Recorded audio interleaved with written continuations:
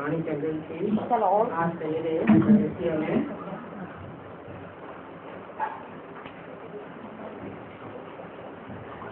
27/11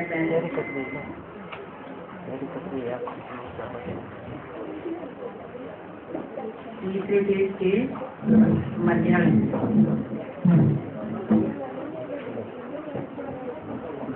बात चल रही थी। जैसे वो कौरव गवर्नमेंट है, उसका कोर्ट ऑफ आर्म्स है 3 शेरों का। ऐसे ही रूहानी गवर्नमेंट है, इसका कोर्ट ऑफ आर्म्स है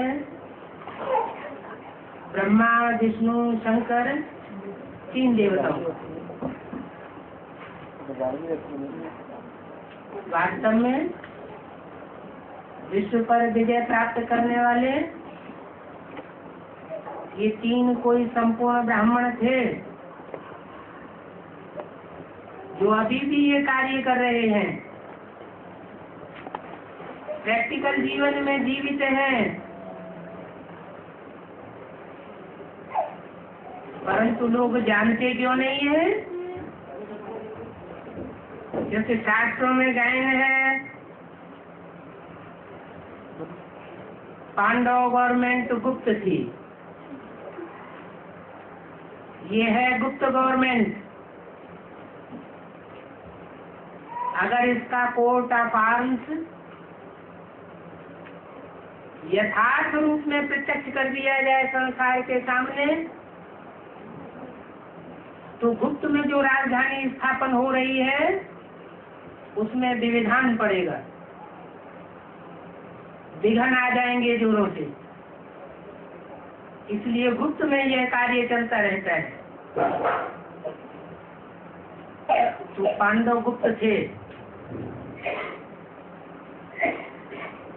लंबे समय तक कहाँ पर गुप्तवास करने का गए है? भारत में कोई एक विशेष स्थान है जहाँ पांडवों ने लंबे समय तक गुप्तवास किया था, कामपिल्ली नगर। कामपिल्ली नगर जहाँ राजा द्रुपद की राजधानी बताई जाती है शास्त्रों में। ध्रुव पद से बनता है, जिसका पद ध्रुव है वो राजा द्रुपद और उसकी बेटी द्रौपदी, ध्रुवपदी।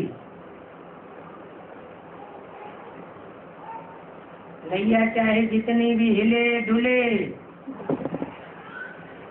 लेकिन द्रौपदी की नैया डूब नहीं सकती, ऐसा उसका ध्रुव पद है। इसमें लड़ाई आदि की कोई बात नहीं है, क्योंकि गायन है योग बल से विश्व की बादशाही मिलती है, बाहुबल से विश्व का कोई मालिक नहीं बन सकता। बड़े से बड़े महत्वाकांक्षी आए इस दुनिया में, हिटलर, नेपोलियन, मुसोलिनी, कितने बाहुबल की ताकत लगाई, लेकिन सारे विश्व के ऊपर अपना राज्य कायम नहीं कर सके। ये ला नहीं है कि कोई हिंसा के द्वारा सारे विश्व पर विजय प्राप्त कर सके। बाप कहते हैं, हे बच्चे, तुम योग बल से विश्व के मालिक बनने का वर्षा ले रहे। अगर बाहुबल का आधार लेंगे, कोई भी प्रकार का बाहुबल दिखाएंगे तो अपने राजा ही गंवाए देंगे, क्योंकि नियम है योग बल वाले विश्व की राजधानी पाएंगे और बाहुबल वाले विनाश को पाएंगे। बाहुबल का मतलब सिर्फ बाहु से ही नहीं है, भुजाओं के बल से ही नहीं है, शारीरिक बल से ही नहीं है, लेकिन भुजाओं के आधार पर जो भी कार्य किए जाते हैं, जैसे धन भी कमाया जाता है अपरम अपार, और उस धन की ताकत से अगर कोई विश्व की बादशाही लेना चाहे कि हम घूस दे करके सारी दुनिया को अपने कंट्रोल में कर लेंगे, तो ऐसा हो नहीं सकता। सिर्फ योग बल से ही विश्व की बादशाही पाई जा सकती है। आज से 5000 वर्ष पहले भी महाभारत गृह युद्ध हुआ था, लेकिन शास्त्रों में द्वापर युग के अंत में डाल दिया। ये भूल हो गई। और दूसरी सबसे बड़ी भूल हुई गीता का भगवान निराकार शिव शंकर भोलेनाथ की जगह श्री कृष्ण उर्फ दादा लेखराज को साकार भगवान समझ लिया गया।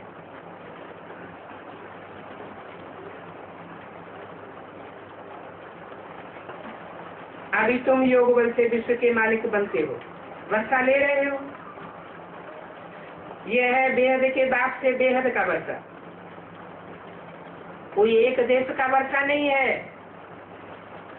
एक राजधानी जीतने का सवाल नहीं है। दुनिया के अनेक देश हैं, अनेक देशों में कितनी भी कैपिटल्स हैं, उन सभी कैपिटल्स पर तुम्हारा राज्य होगा। बड़े से बड़ी कैपिटल होगी दिल्ली।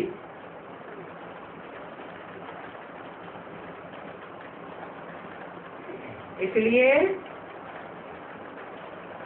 भक्ति मार्ग में भी याद करते हैं, हे 5 पिताओ। माता पिता से जरूर वर्षा मिला होगा। हर धर्म में गॉड फादर को याद करते हैं।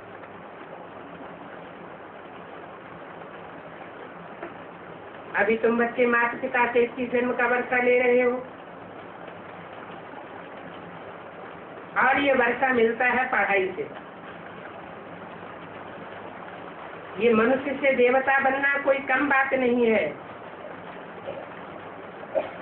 कम बात है क्या? इसको कहा जाता है सेकंड में जीवन मुक्ति।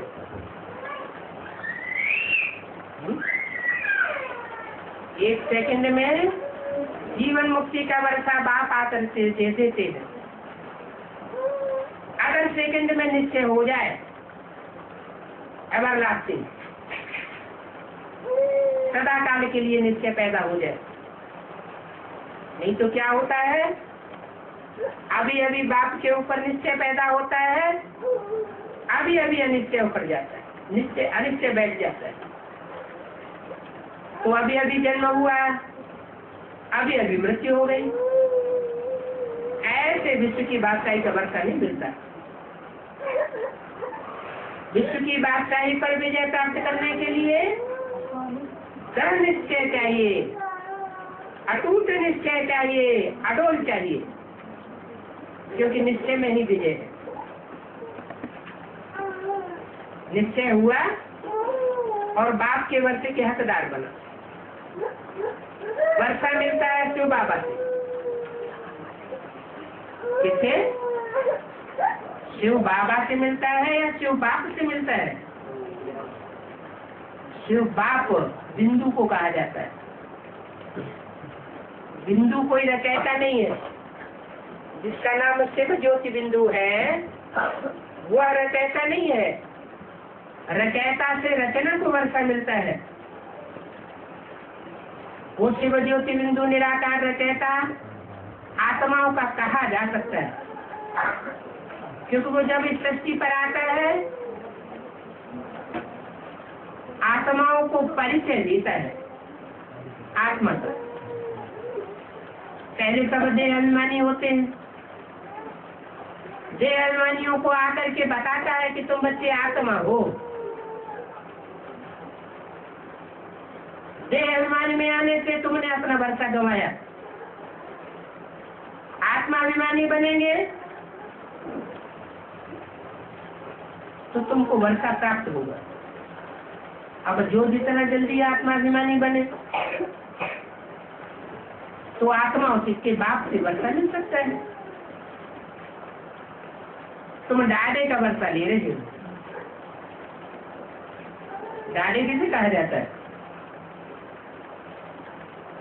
एक होता है दादा, बाप दादा, और एक होता है बाप डाडे। दादा कहा जाता है बड़े भाई को, और डाडे कहा जाता है बाप के भी बाप को, ग्रैंडफादर। लौकिक में भी कोई भी बच्चा हो, उसका बाप अपना वर्षा दे या न दे, बाप बच्चे को फारकती दे दे, या बच्चा बाप को फारकती दे दे तो वर्षा नहीं मिलेगा। लेकिन डाडे का वर्षा जरूर लेने का हकदार है। तो बोला तुम बच्चे डाडे का वर्षा ले रहे हो। डाडे का क्यों?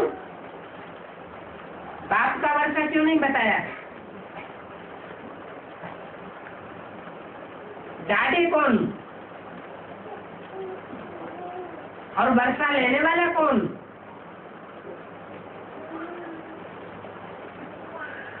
तुम बच्चे। तुम बच्चे कहकर जिसको विश्व की बादशाही का वर्षा लेने के लिए हकदार बताया, वो जरूर बाबा की नजरों के सामने होना चाहिए। क्योंकि बोला है तुम बच्चे, भले ही मर्ज करके बोला हो, लेकिन है बाप के तीसरे नेत्र के सामने। जिनको बोला है तुम बच्चे, किसको बोला होगा? कृष्ण को बोला होगा, राधे को बोला होगा, जगत पिता को बोला होगा, या जगदम्बा को बोला होगा? ठीक है, बोलने वाला तो सुप्रीम सोल ही है। कोई तन में आकर के बोलता है तो शिव बाबा कहा जाता है, क्योंकि साकार निराकार के मेल को बाबा कहा जाता है। लेकिन वो कहता है कि डाडे का वर्षा तुम ले रहे हो। इसका मतलब हुआ कि यज्ञ के आज में जो व्यक्तित्व था, जिसने मम्मा बाबा को भी ज्ञान दिया,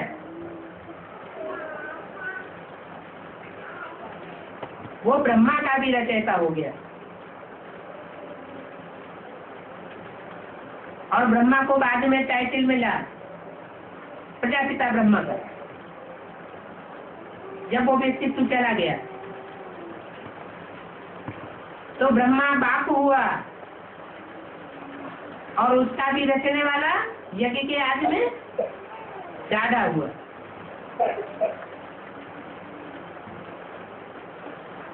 किसको वर्षा देता है?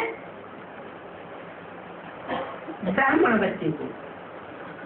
जो चोटी के ब्राह्मण बच्चे हैं, ऊंचे से ऊंचे पुरुषार्थी, उनको वर्षा देता है। वो है जगत पिता और जगदम्बा। बाप कहते हैं इस योग अग्नि से तुम अपनी आत्मा को पवित्र बनाते हो। अभी बनाना है, तुमने आत्मा को अभी पवित्र बनाया नहीं है। ये काम अभी बाकी है, लेकिन इसके लिए माँ में एकम याद करते हो। कोई दूजम को याद नहीं करो। इस याद की आकार से तुम्हारे पाप भस्म होंगे। फिर तुम 21 जन्म के लिए अविनाशी वर्षा ले लेंगे।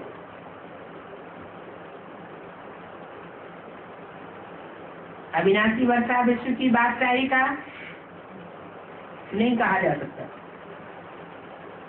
विश्व की बादशाही का वर्षा तो सिर्फ एक जन्म के लिए मिलता है, क्योंकि विश्व होता है संगम युग में। जबकि सब धर्मों की आत्माएं मौजूद होती है। अभी कलयुग के अंत में सब धर्मों की आत्माएं मौजूद है। विश्व धर्म मौजूद होने के कारण विश्व की बादशाही कही जाती है।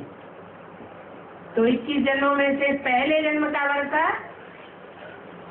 विश्व की बादशाही का वर्षा है, और बाकी के जो 20 जन्म है वो है स्वर्ग का वर्षा।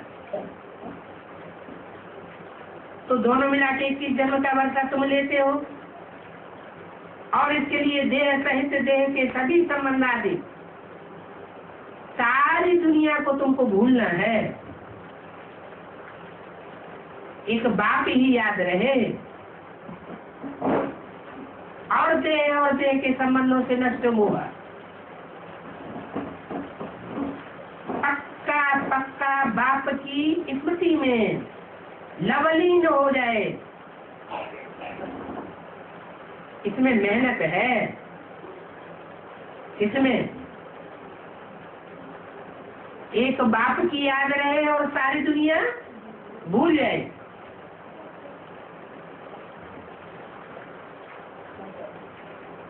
यह है बेहद का संन्यास, बुद्धि का संन्यास है, बुद्धि का अभ्यास है। तुम जानते हो बाबा आया हुआ है हमको ले जाने के लिए। कहाँ ले जाने के लिए? पहले कहाँ ले जाएगा? परम धाम सीधा ले जाएगा, हैं? परम धाम में ले जाएगा तो विश्व की बादशाही कौन किसको मिलेगी? हैं? हम तो चले जाएंगे परम धाम, फिर विश्व की बादशाही कौन लेगा? हैं? लौट के मिलेगी क्या? इसलिए मुरली में बोला है तुम बच्चे परम धाम को भी इस शक्ति पर उतार लेंगे। माने तुम्हारी ही संगठित रूप में ऐसी निराकारी स्टेज की याद बनेगी जहाँ परम धाम जैसा नजारा हो जाएगा। ऐसा निराकारी फरिश्तों का संगठन बनेगा जहाँ सब निसंकल्प की स्टेज में बैठे हुए होंगे।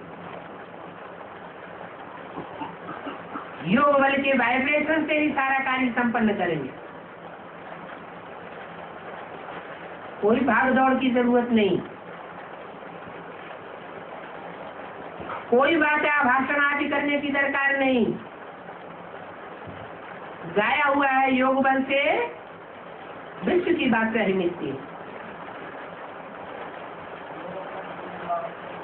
जोर से बोलो। अरे यहाँ तक आवाज आनी चाहिए ना। देह को कैसे भूलेंगे? देह को कैसे याद किया था? क्या द्वापर युग के तुरंत बाद देह याद आने लगी थी? देह की देह तुरंत ही याद आने लगी 2500 वर्ष पहले, या धीरे धीरे संपर्क संबंध जुड़ा था? हैं? अरे एक साथ सारे देहधारी याद आने लगे थे, या धीरे धीरे संपर्क संबंध जुड़ा था? जल्दी बोलो। धीरे धीरे जुड़ा था। तो ऐसे ही धीरे धीरे उनको बुलाना है। अभी संबंध जोड़ने का टाइम नहीं है। साकार देह के साथ ही संबंध जोड़े जाते हैं कर्मेंद्रियों से। जहाँ समय चल रहा हो पुराने संबंधों को तोड़ने का, और वहाँ कोई नए नए संबंध जोड़ता चला जाए, तो माला में नंबर पीछे हो जाएगा या आगे हो जाएगा? हैं? पीछे हो जाएगा ना। तो अभी बाप आया हुआ है, कहते बच्चे और संग तोड़ मेरे संग जोड़। ऐसे सीधी सी बात, बुद्धि से, वाइब्रेशन से, वाचा से, दृष्टि से, कर्मेंद्रियों से अगर जोड़ना है तो एक बाप के साथ संबंध जोड़ना है। तो बुद्धि भी वहीं जाएगी। जहाँ हमारा तन होगा वहाँ हमारा मन होगा, और तन से कमाया हुआ जहाँ हमारा धन होगा वहाँ हमारा मन होगा। तो तन और धन की जहाँ कहीं भी बाजी लगाएंगे वहाँ मन बुद्धि जरूर जाएगी। ये नियम है। ऐसे कैसे हो गया? सॉल्व हो गया? हो गया। ये अंतिम जन्म है। कोई कहे कि इस जन्म के बाद अगले जन्म में हम एक के साथ जोड़ लेंगे और औरों के साथ तोड़ लेंगे, इसे एक जन्म की मोहलत दे दो। ब्रह्मा बाबा को भी मम्मा बाबा को भी तो मोहलत दे दी ना, तो ऐसा हो सकेगा? है? एडवांस पार्टी वालों में जिन्होंने पक्का ज्ञान उठाया होगा उनके लिए ये संभव नहीं है कि वो सूक्ष्म शरीर से पुरुषार्थ करें।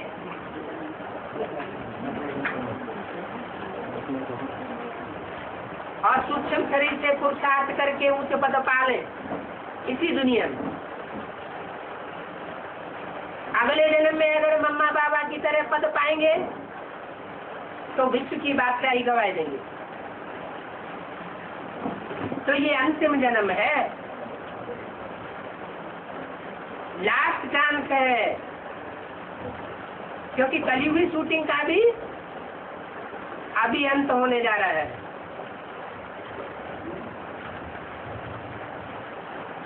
इस चक्कर के राज को समझना है।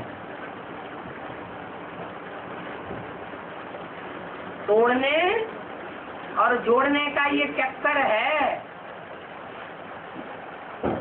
इस चक्कर से निकल भी सकते हैं और इसमें फंस भी सकते हैं। बाप कहते हैं मैंने तुमको स्वर्ग का मालिक 100% बनाया था,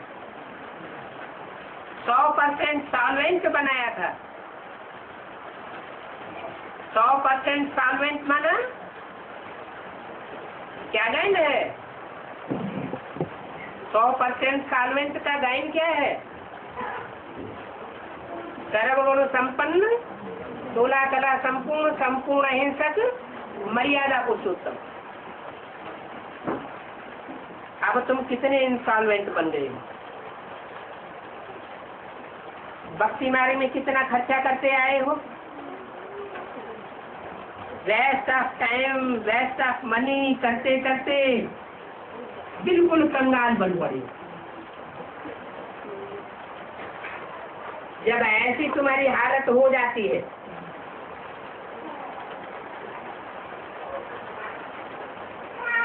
तब मैं आता हूँ। तुम तो स्वर्ग के मालिक थे। 27/11/65 की वाणी का चौथा बीज। जब तुम स्वर्ग के मालिक थे फिर अब तुमको क्या हो गया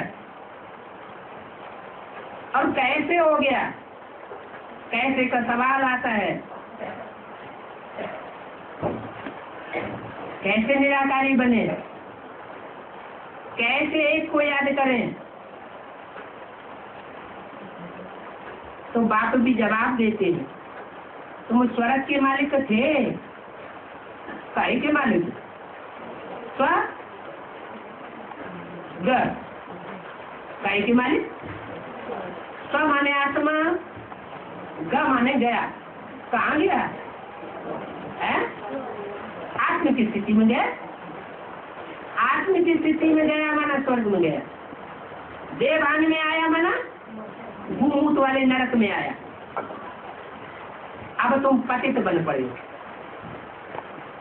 तन से भी पतित बन पड़े और मन से भी पतित बन पड़े। अब फिर से पावन बनो। क्या पावन बनने के लिए गंगा स्नान करना है? चलो तुम्हारा तो नया जन्म हो गया, दुनिया वालों का तो वही पुराना अलौकिक जन्म है, तुम्हारा तो अलौकिक जन्म हो गया। दुनिया वाले तो पानी की गंगा में स्नान करते हैं, तुम्हारा अलौकिक जन्म होने से पानी का स्नान तो छूट गया। कि कोई अभी भी गंगा स्नान करने जाता है, स्कूल गंगा में कोई बिरला ही जाता होगा, जिसकी बुद्धि में बेसिक नॉलेज भी नहीं बैठी होगी। तो गंगा स्नान करने की तुमको दरकार नहीं, ना हद की गंगा स्नान करना, जड़ गंगा में भी स्नान नहीं करना, और चैतन्य जो पानी की गंगाएं हैं उनमें भी तुमको स्नान नहीं करना। नहीं तो बेसिक में तो चैतन्य गंगाओं में स्नान कर ही रहे। जो पानी की गंगाएं हैं कोई नई बात नहीं सुनाती, वही पुरानी पुरानी बातें पड़ी हुई सुनी सुनाई बातें सुनाते रहते। बाप तो आकर के नित्य नई बातें सुनाते। ऐसे बाप के साथ जिन चैतन्य ज्ञान गंगाओं का संबंध जुड़ता है,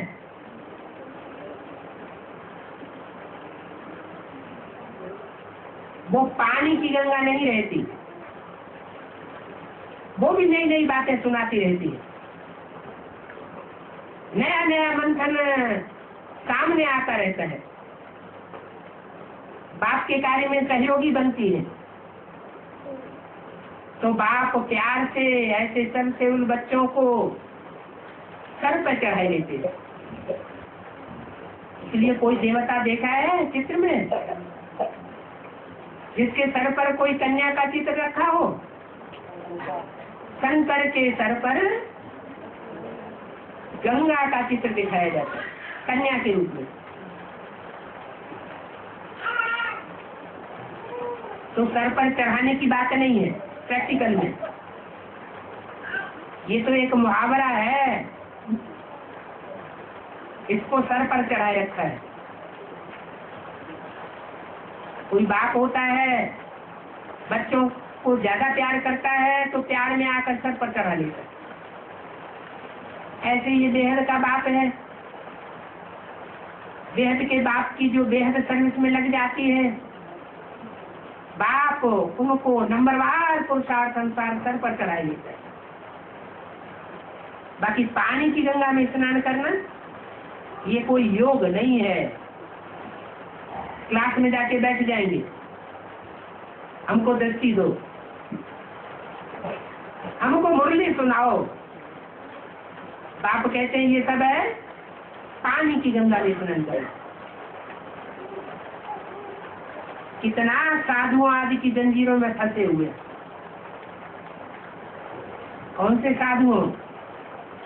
दुनियावी साधुओं या ब्राह्मणों की संगत में दुनिया में ऐसे साधु और सवाधु है। विश्व की बादशाही को भी लात मार देते हैं, खाने पीने में ऐसे उलझे हुए हैं। बढ़िया बढ़िया रोटी मिले, बढ़िया बढ़िया दाल मिले, बढ़िया बढ़िया भोजन मिले, बढ़िया बढ़िया मकान मिले, बढ़िया बढ़िया वस्त्र मिले, लकलके लकलके। तो हमें विश्व की बादशाही की कोई दरकार नहीं। बाप कहते हैं ये साधु नहीं है, सवाधु है। स्वाद बहुत लेते रहते हैं। साधु तो वास्तव में बेहद के तुम हो,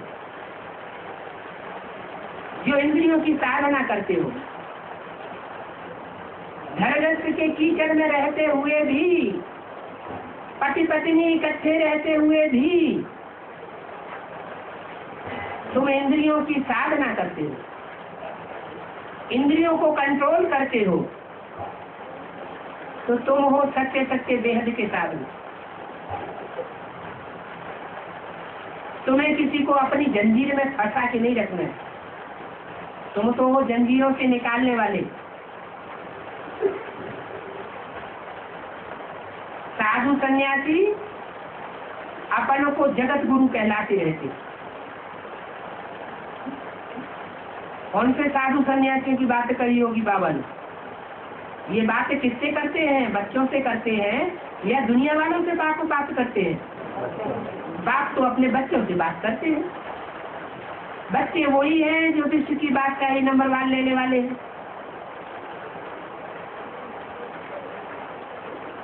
तब जब बच्चों से कहते हैं कि साधु सन्यासी अपन को जगत गुरु कहलाते रहते हैं, तो क्या बाहर की दुनिया के साधु सन्यासियों की बात होगी?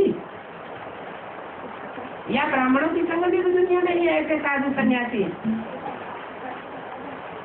जो जगत का गुरु बन करके बैठे हैं? प्रैक्टिकल में जगदम्बा का टाइटल धरा बैठे हैं, अखबारों में भी छपाए देते हैं जगदम्बा ...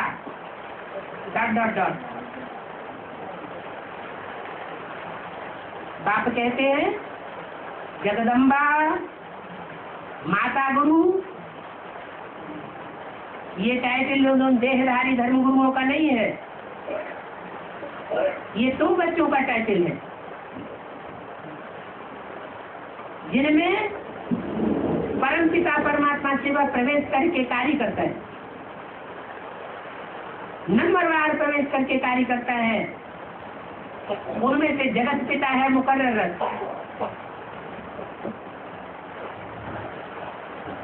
और बाकी 108 रुद्रमाला के जो मणके हैं उनमें नंबरवार सुप्रीम सोर्स प्रवेश करके ईश्वरीय सेवा का कार्य करता है,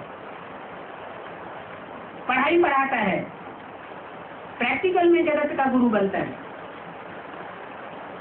तो वो साधु सन्यासी अपन को समझते हैं कि ब्रह्मा बाबा तो शरीर छोड़ के चले गए, साकार में गए, अब साकार में इस दुनिया का उद्धार करने वाले जगत गुरु हैं। बाप कहते हैं कोई भी मनुष्य मात्र इस जगत का उद्धार नहीं कर सकता सिवाय जगत पिता से।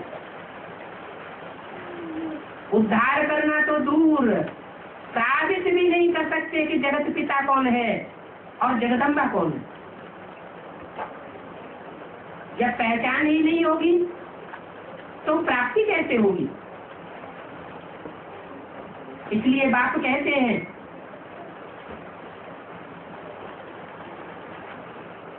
कि शिव बाप आते हैं तो डाढ़े का वर्षा जगत पिता को देते, प्रजापिता को, और प्रजापिता से जगदम्बा को विश्व की बादशाही का वर्षा मिलता है, और जगदम्बा के द्वारा सब बच्चों को वर्षा देते। ज्ञान भी है, माताओं के द्वारा स्वर्ग का गेट खोलते हैं, तो नंबरवार माताएं होगी ना, कोई अव्वल नंबर माता भी तो होगी, वो है जगदम्बा। तो ये साधु सन्यासी जगत गुरु का टाइटल धरा लेते हैं, श्री श्री 108 जगत गुरु महाराज कहलाते हैं। ये इनका सफेद झूठ है। भारत के लोग भी उनको जगत गुरु नहीं मानते, अपना गुरु नहीं मानते। सारे जगत की तो बात ही छोड़ो, इस जगत का गुरु एक होगा या इतने ढेर सारे होंगे? एक जगत गुरु, एक सदगुरु। सिख लोग कहते हैं सदगुरु अकाल मूर्त, एक ओंकार निरंकार। तो वो एक ओंकार निरंकार इस सृष्टि पर जब आता है तो जगत गुरु साकार में बनता है। एक है जगत गुरु सदगुरु और बाकी सब है झूठे गुरु।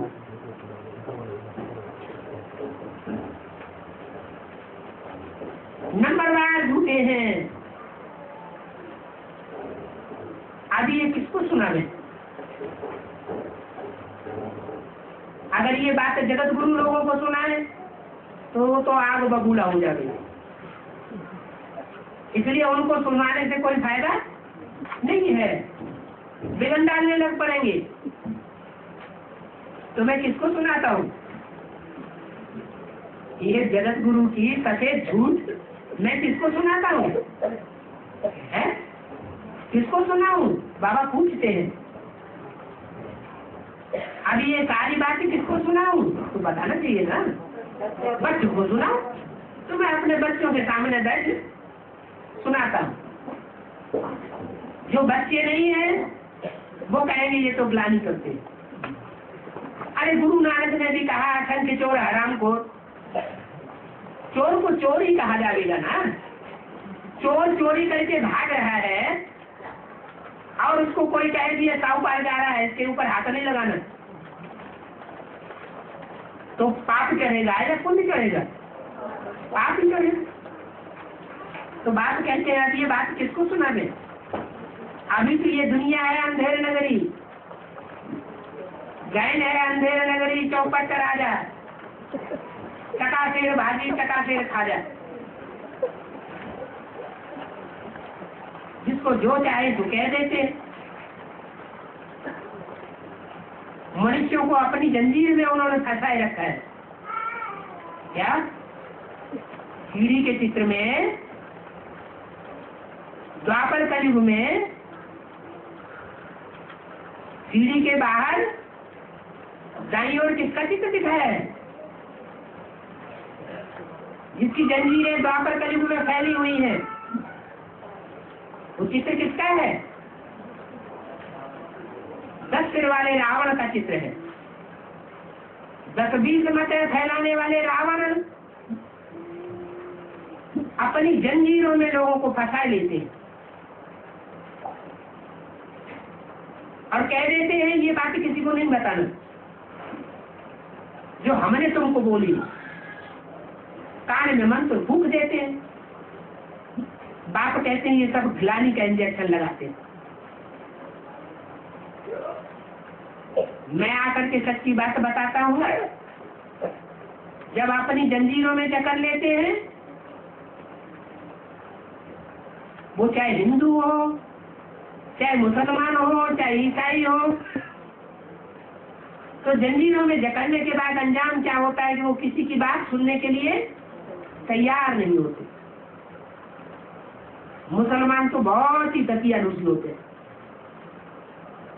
कान में ही आंगुली लगा लेंगे, कहेंगे अल्लाह मियां पे याद करो, किसी की बात न सुनो। बाप कहते हैं अभी ना देहधारी जंजीरों से, देहधारियों की जंजीरों से निकलना है, नहीं निकलेंगे तो इस्लाम धर्म में कन्वर्ट होने वाली आत्मा साबित हो जाएगी। और अंजाम क्या होगा? वो अंजाम भी मुरली में बता दिया है। जब विनाश होगा तो सबसे पहले ये इस्लामी मरेंगे।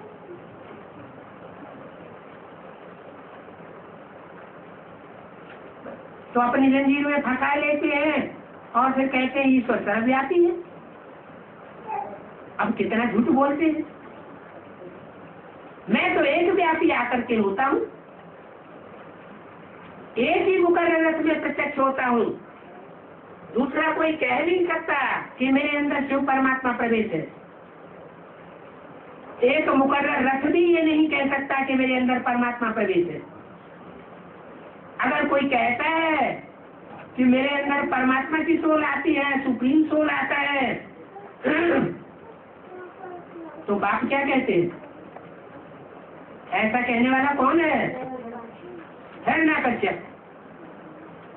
जो हिरण्यकश्यप जाति के होंगे वो कहेंगे कि मैं परमात्मा हूँ, मैं भगवान हूँ।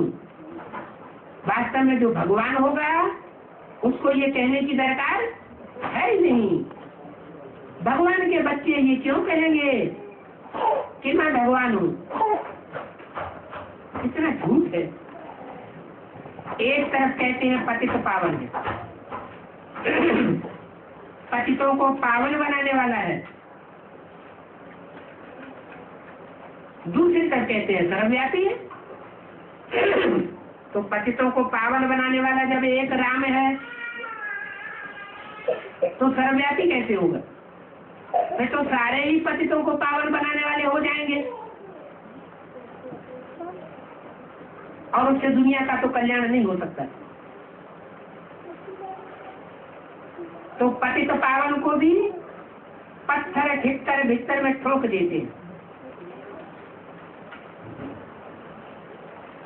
क्या मतलब हुआ? ब्राह्मणों की दुनिया में जो पत्थर बुद्धि जैसे हैं, जिनकी बुद्धि में एडवांस नॉलेज बैठती ही नहीं है, एकदम क्लियर बातें हैं, वो भी बुद्धि में नहीं बैठती, ऐसे पत्थर बुद्धियों में भी भगवान का रूप मान लेते और उनके डायरेक्शन पर चल पड़ते हैं, बिस्तर में ठोक देते हैं। जो ज्ञान के मार्ग में, ईश्वरीय रास्ते में दीवार की तरह विघ्न बन करके खड़े हो जाते हैं, ईश्वरीय कार्य को आगे बढ़ने ही नहीं देते, ऐसे भी अर्थात भीतर बुद्धियों में भी भगवान को व्यापक समझ के चलते हैं। कहते हैं अमुक दादी को बताओ ये सारा ज्ञान, तब हम मानेंगे। अगर दादी नहीं मानेंगी तो हम भी नहीं मानेंगे। तो ईश्वरीय ज्ञान में भीतर बन के कौन खड़ा हुआ? उसी को कहा जाएगा जिनको जंजीरों में जकड़ लिया है, वो इस तरह कहने लग पड़ते हैं। बाप आए उल्हाना देते हैं कि तुमने मुझे पत्थर भीतर में ठोक दिया, ठिक्कर बुद्धियों में ठोक देते हो। पत्थर बुद्धि और ठिक्कर बुद्धि तो फिर भी पावरफुल होते हैं। ठिक्कर बुद्धि में तो कोई दम ही नहीं होती। मिट्टी का ढेला होता है ना, मिट्टी का ढेला, उसमें बूट की ठोकर लगे पांव की तो फट से बिखर जाता है, टूट जाता है। तो जिनको माया की थोड़ी सी ठोकर लगती है और ज्ञान मार्ग में से टूट पड़ते हैं, ऐसे भी भगवान बन के बैठ जाते हैं डायरेक्शन देने के लिए। बाप कहते हैं मैं इन्हें पत्थर ठिक्कर भीतर बुद्धियों में प्रवेश नहीं करता हूँ, मैं तो ऐसे मैं प्रवेश करता हूँ जो न ठिक्कर की तरह ठोकर लगने से टूटता है, न ज्ञान मार्ग में किसी प्रकार का विघ्न पैदा करता है, और न इतना पत्थर बुद्धि है जो ज्ञान की हल्की हल्की बातों को भी न समझ सके। तुम तो सबसे जास्ती मेरी निंदा करके आए। कौन है? ऐसा कौन है जो सबसे जास्ती शिव बाबा की निंदा करते आया है? तुम सबसे जास्ती, माना कोई निंदा करने वालों में 100% भी होगा ना। कौन है? इस्लाम धर्म नहीं करते आए हो। ये पास्ट की बात बताई या वर्तमान की बात बताई? बाबा आने के बाद अगर कोई निंदा का निमित्त बनता है तो वो तो दूसरे धर्म में चला जाता है, दूसरे धर्म में कन्वर्ट होने वाली आत्मा साबित हो जाएगी। लेकिन वर्तमान की बात नहीं पूछ रहे, कह रहे हैं पास्ट की बात बोल रहे हैं। तुम तो सबसे जास्ती मेरी निंदा करते आए हो भक्ति मार्ग में। लेकिन तुम माने किससे? बाबा तुम किससे कहते हैं? कोई बच्चे है ना सामने, तो जिनको विश्व की बादशाही देने की बात कर रहे थे अभी, उन्हीं बच्चों से कहते हैं नहीं, अभी विश्व की बादशाही देने वाले तुम बच्चों से बात कर रहे थे ना, तो उनमें वो बच्चे भी हैं शामिल जो व्यास जैसा टाइटल धरा के शास्त्र लिखते चले आए हैं, और शास्त्रों में भक्ति मार्ग में उन्होंने खूब परमात्मा को सर्वव्यापी कहने की निंदा की है। तो बाप कहते हैं सबसे जास्ती तुम मेरी निंदा करते चले आए। विमाना विशेष आत्मा में बैठ जाए। जो सबसे जास्ती निंदा करने के लिए द्वापर युग से बैठ जाते हैं लिख लिख करके शास्त्र, और सारी दुनिया को गड्ढे में ढके लेते। ये तुम्हारी भूल है क्या? भगवान की भी निंदा करना, ग्लानि करना। हम तो आते हैं तुम बच्चों को वेद का वर्षा देने के लिए। हद का वर्षा तो तुम्हारा बाप देता आया। जितने जितने लौकिक जन्म दिए, लौकिक बाप ने हद का वर्षा दिया। मैं बेहद का 21 जन्मों का वर्षा तुमको देता हूँ। जिन 21 जन्मों के आधार पर संगम युग में तुम्हारे पुरुषार्थ के तीखेपन की नूर हो जाती है, और उस तीखेपन के आधार पर द्वापर कलयुग में भी तुम श्रेष्ठ या भ्रष्ट कर्म करते रहते हो और ऊंच या नीच वर्षा पाते रहते हो। कोई रावण का वर्षा पाते हैं, कोई राम का वर्षा पाते हैं, सुख शांति का। स्वर्ग में तुम्हें याद नहीं करेंगे। क्यों?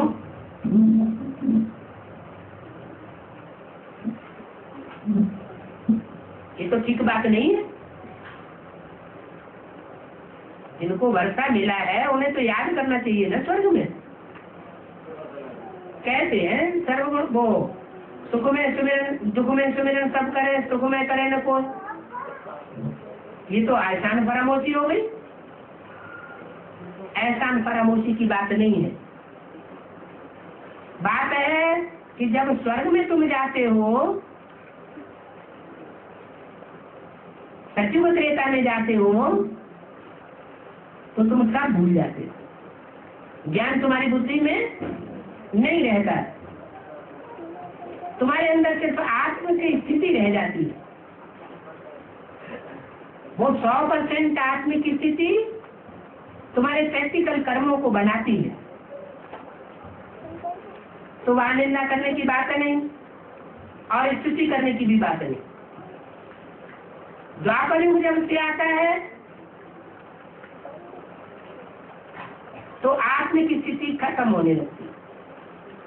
देवान आता है तो निंदा करने लग पड़ते। हम तो आते हैं तुम बच्चों को वर्षा देने के लिए, लेकिन तुम मुझे स्वर्ग में भी याद नहीं करते हो, क्योंकि वहां तो तुम सुखी हो ना। ये बाबा भी समझाए देते हैं।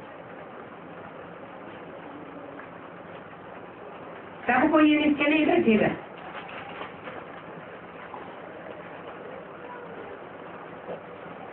जो देवी देवता धर्म का होगा उनको दिल में ये बातें चुभेंगी। जो देवी देवता धर्म का नहीं होगा उनको तुम रोज ये बातें सुनाते रहो, उनकी बुद्धि में कुछ भी बैठेगा नहीं। जिनकी बुद्धि में बैठेगा जल्दी बैठ जाएगा। उनको और भी जास्ती समझने की दिल होगी। थोड़ा समझने से उनका पेट नहीं भरेगा। उनको अंदर में आवेगा कि जरूर बेहद का बाप आया हुआ है, जरूर हम बाप से वर्षा लेंगे। जिसको समझ में नहीं आवेगा सोच चले जाएंगे। जिनको समझ में आवेगा वो यहाँ ठहर जाएंगे। इसलिए यहाँ फार्म भराया जाता है कि फार्म भरने के लिए आए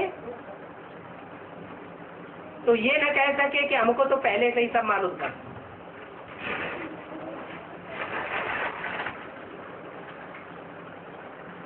पहले से फार्म भरा लेंगे तो फिर झट लिखेंगे ये शिव बाबा है, तो सारा मदार फार्म पर है।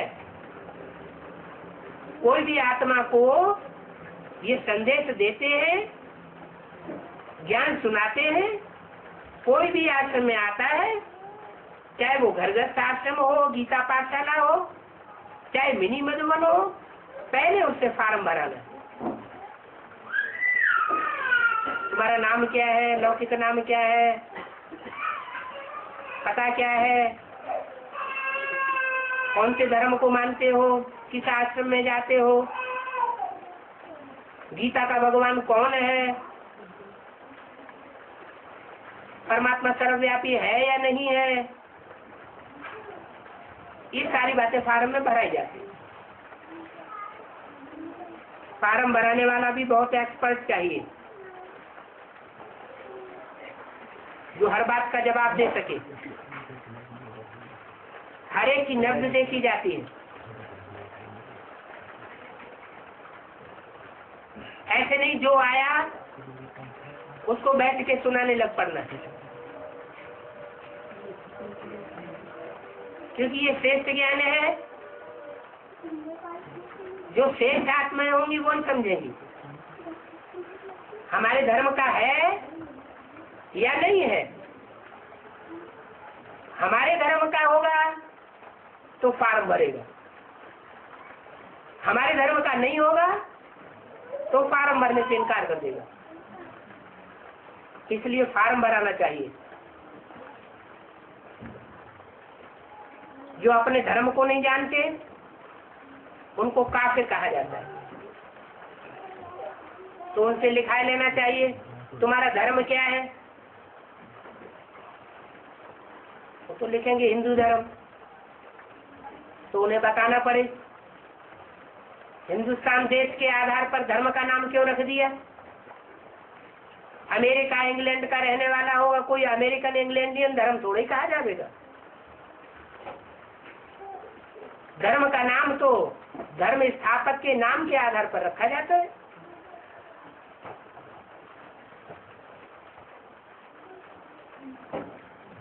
तो तुम तो काफिर हो गए जो अपने धर्म को नहीं जानते, धर्म पिता को नहीं जानते। तो देखो सर झुका लेता है, निरहंकारी है, सफेद कागज बन करके आया है, सुनना चाहता है, ज्ञान सुनने की जिज्ञासा है, जिससे सुनना चाहता है उसको ऊंच मानता है, अपने को नीच पतित समझता है, तो उसको जरूर सुना। भारतवासियों को अपने धर्म का पता नहीं है, इसलिए मुसलमान लोग भारतवासियों को काफिर कहते हैं। क्रिश्चियन जानते हैं कि हमारा धर्म फलाने संवत में स्थापन हुआ, हमारे धर्म का धर्म पिता क्राइस्ट फलाने संबंध में आया था, क्राइस्ट के द्वारा क्रिश्चियन धर्म स्थापन हुआ, वो जानते हैं। बौद्धी लोग भी जानते हैं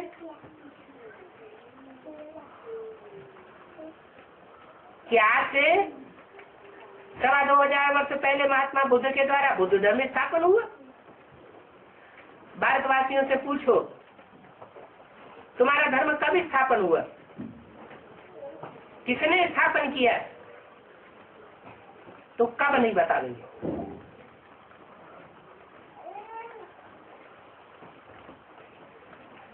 तो भारत के आदि में आदि सनातन देवी देवता था, धर्म था, परंतु वो अपन को देवता समझते नहीं है। कौन? भारतवासी। न भारत को जानते हैं, न भारतवासी भारत को भारत जहाँ रहते हैं उसको जानते हैं। भारत समझ लेते हैं जड़ जमीन को। अब जड़ जमीन न भारत माता होती है, ये तो चैतन्य रूप में जिन्होंने पार्ट बजाया है उनका गायन है भारत माता।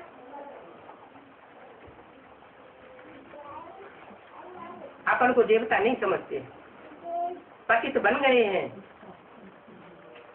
इसलिए बाप आकर के सावरकर का मिसाल देते हैं कि सावरकर आया तो बाबा ने उससे साफ बता दिया, कि तुम देवी देवता नहीं बन सकते। क्यों नहीं बन सकते? तुम तो लास्ट में आए हो। तुम्हारा बहुत पदमान मर्तबा है इस संसार में। जो लास्ट में आत्माएं आती है, प्रवेश करती है परम धाम से आकर के सृष्टि पर, उनका बहुत मान मर्तबा हो जाता है, क्योंकि उनमें सात्विकता होती है। कलयुग के अंत में आने वाली आत्माएं देवताएं नहीं बन सकती।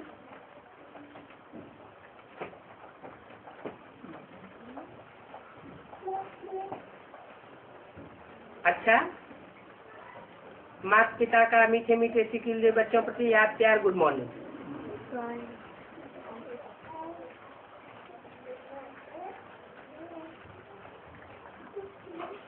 नोट, आज क्लास में 2 नए विजिटर्स आए हुए थे, इसलिए बाप दादा की मुरली में पॉइंट्स भी उन विजिटर्स के प्रति चली है, जो मुख्य मुख्य पॉइंट लिखी गई है। और सारी मुरली किसके लिए चली है?